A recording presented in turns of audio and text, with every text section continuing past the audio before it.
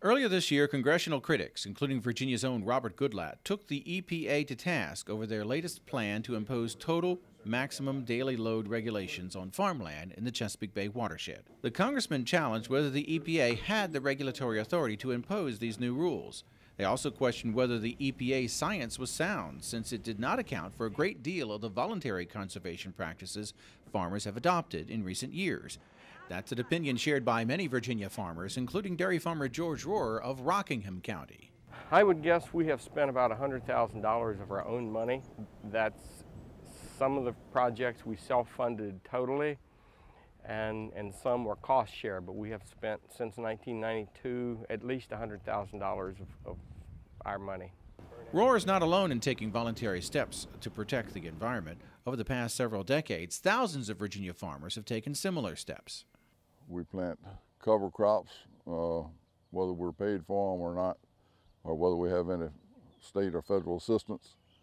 We've been planting vetch cover for almost 20 years, and not only does that help prevent runoff, but it also produces nitrogen, so we don't have to use a commercial nitrogen.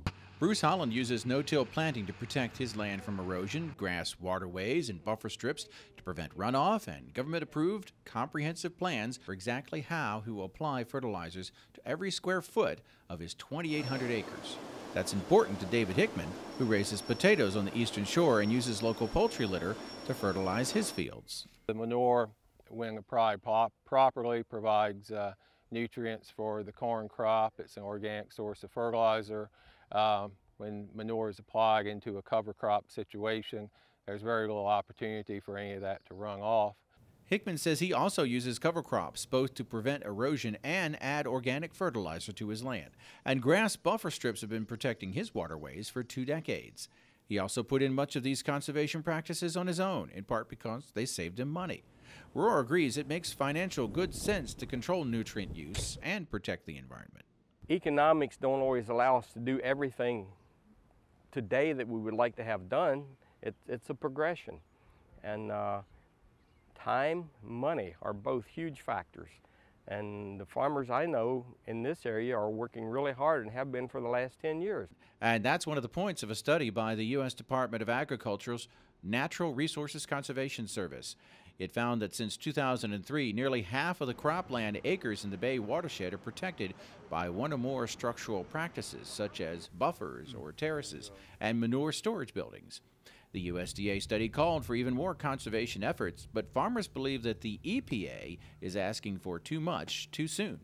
The Virginia Farm Bureau estimates it would take more than $800 million just to fence cattle out of all the streams in the Old Dominion. I think there is a need for the environmental movement, but it has to be tempered with some common sense. We have to be able to provide food supply for this country and the world.